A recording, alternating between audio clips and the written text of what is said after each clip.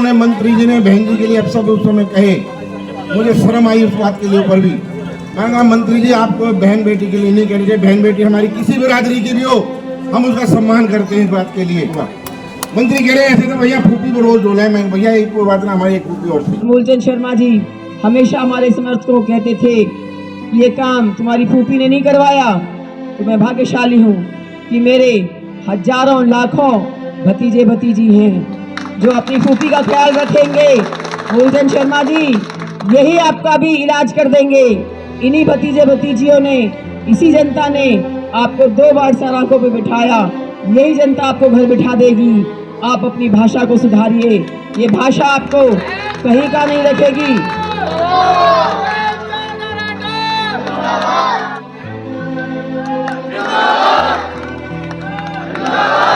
क्या ये वादा करते हैं कि किसी की बहकावे में नहीं आएंगे, किसी की बातों में नहीं आएंगे, क्योंकि असली मुकाबला मेरा और मूलचंद शर्मा का है।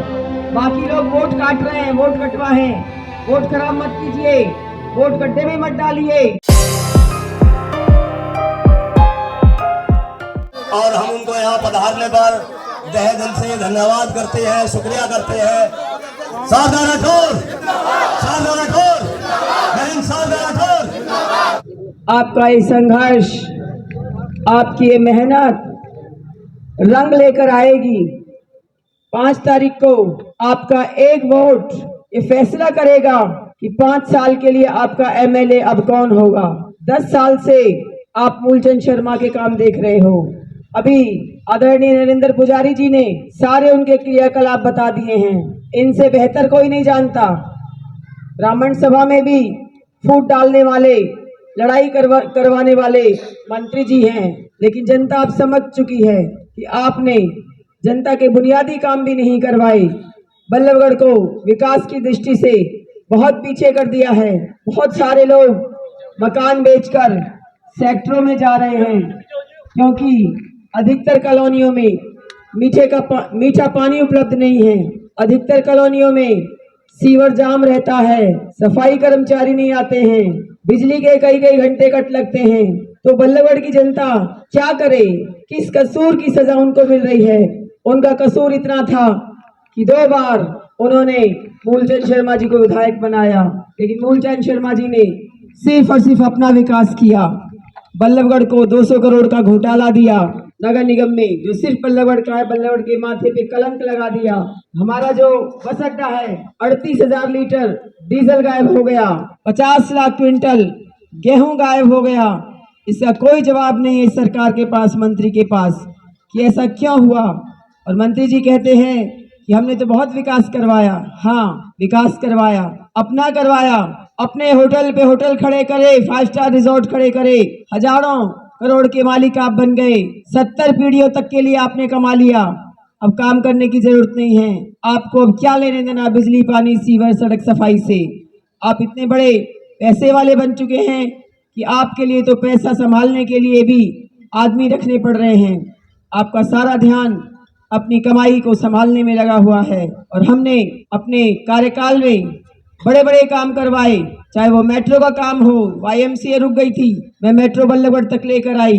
पहले कार्यकाल में जब गांव भी आते थे तो IMT लेकर आई। आज हजारों फैक्ट्रियां लग रही हैं IMT में। सोहना का पुल मैंने बनवाया, जिससे 22, 23, 55 सेक्टर जाते हैं।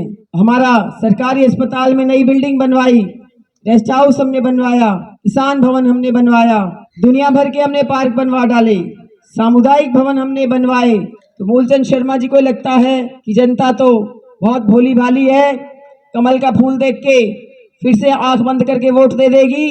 लेकिन वो भूल रहे हैं कि ये लोकल चुनाव है, लोकल मुद्दों का है, लोकल फेस पर होता है। जनता बिजली, पानी, सीवर, सड़क, सफाई के लिए तरस रही है। जनता इस बार आपको ऐसे थाली में परोस के सीट नहीं देगी। जनता इस बार आपको घर का रास्ता दिखाएगी, क्योंकि सत्ता परिवर्तन की लहर चल रही है। बल्लभगढ़ में भी लोगों ने मन बना लिया है, इस बार मूलचंद शर्मा जी को बदलना है, और बदलना जरूरी भी हो जाता है। जब बार बार हम ऐसे मगरूर, अहंकारी नेता को चुनेंगे तो वो मगरूर होकर आपके काम नहीं करेगा। और आज उनकी स्थिति यही हो गई है कि सत्ता के नशे में इतने मगरूर हैं कि जनता की समस्याओं से कोई लेना देना, कोई सरोकार नहीं है। अभी पुजारी जी ने बताया कि मेरे लिए अपशब्द बोले, वो 10 साल अपशब्द बोलते रहे, वो और उनका भाई, लेकिन इससे इनके परिवारों के संस्कारों का पता लगता है कि किस परिवार से कैसे संस्कार लेकर आए हैं, क्योंकि बहन बेटियां सबकी बराबर होती हैं। इस विषय में मैं तो कहूंगी कि मैं सौभाग्यशाली हूं, 36 बिरादरी की उम्मीदवार हूं। और मूलचंद शर्मा जी हमेशा हमारे समर्थकों को कहते थे कि ये काम तुम्हारी फूफी ने नहीं करवाया।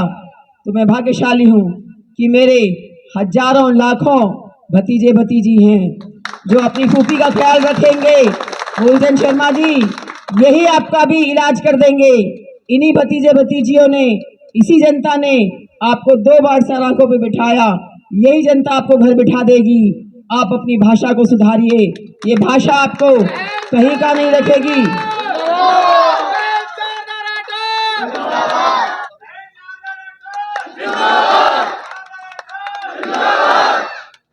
क्या ये वादा करते हैं कि किसी की बहकावे में नहीं आएंगे, किसी की बातों में नहीं आएंगे, क्योंकि असली मुकाबला मेरा और मूलचंद शर्मा का है।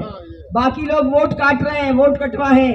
वोट खराब मत कीजिए, वोट गड्ढे में मत डालिए। अब आपको ये चुनना है कि ईमानदारी और बेईमानी में से हमने किसको चुनना है।